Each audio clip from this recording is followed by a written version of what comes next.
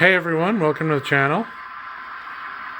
This is going to be an update of the stuff that I've been up to in the last month and a tour of the layout as it is now.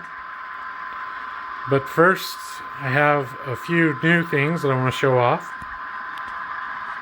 First being this awesome CN unit that I won from a contest that Sparky 107 was holding. If you haven't checked out his channel, head over there and check it out.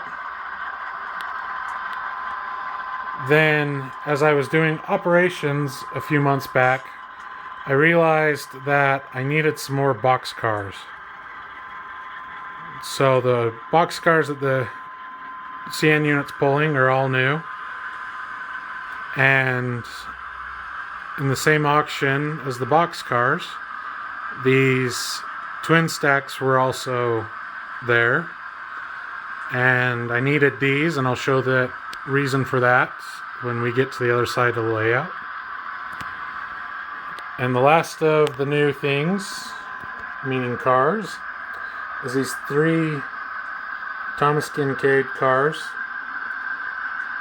that look really nice, adding on to the rest of the Thomas Kinkade train. And so with that, I'll let that train run around and the other trains run and show you the rest of the layout. So they're starting here since it's the easiest way to get around the entire layout. There isn't much that's new here. Kind of the future plans are to get the backdrop put in. I have the hardboard to do that.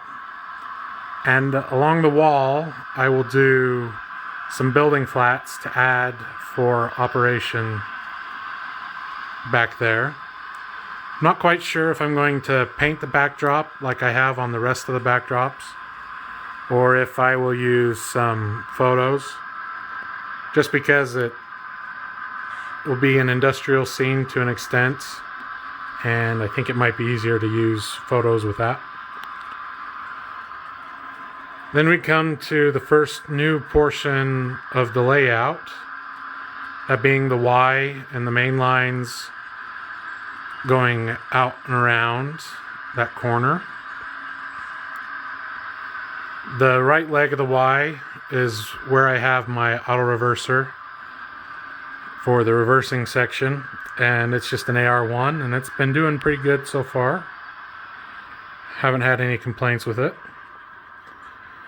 And then we come to the original Salt Lake route layout, which is where I started. And still have a few bits of scenery to do over here,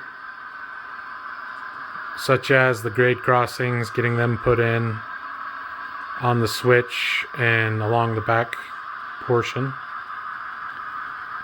And then a few details here and there,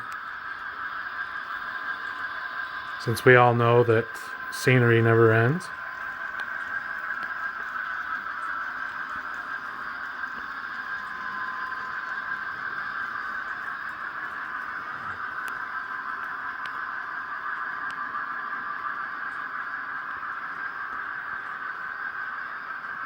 Then we come to the scenic part of the Salt Lake route.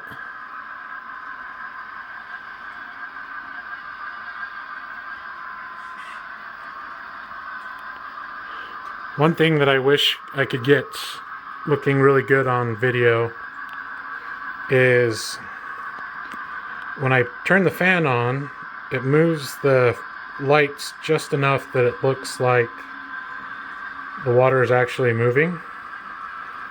But unfortunately, I just can't get it to pick up on film. Tried a few different things and it just doesn't come out.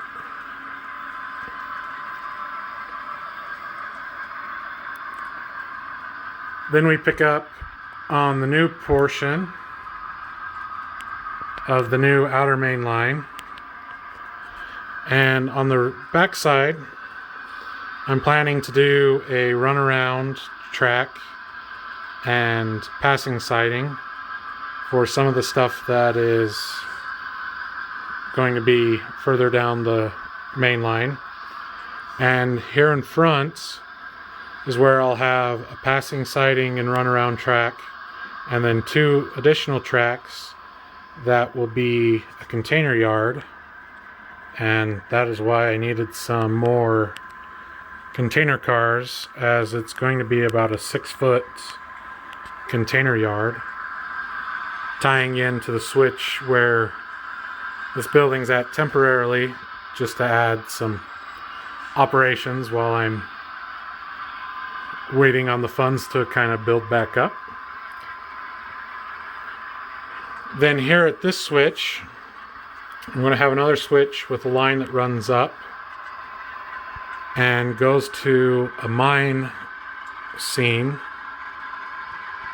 There'll be a mountain in that corner, and then I don't think I'll do the mine itself, but I'm going to use this building that's based off of the Silver King ore house that was in Park City. I plan to use it there. And then on the front side, I'm not sure exactly what I'm going to do. I just have these tracks in temporarily while I play with the idea of what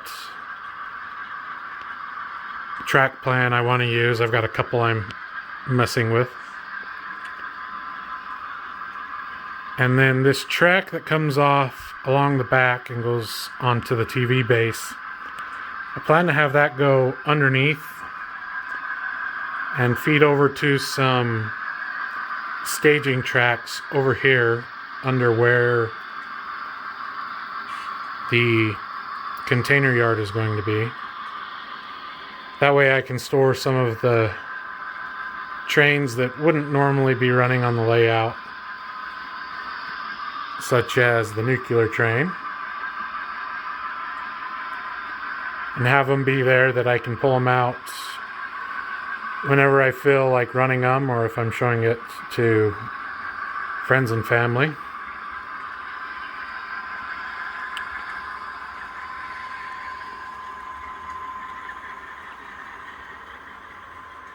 And then we come to the last new part, and that is the swing gate. And did a little bit of scenery on here in terms of cutting out kind of how I wanted the look to be.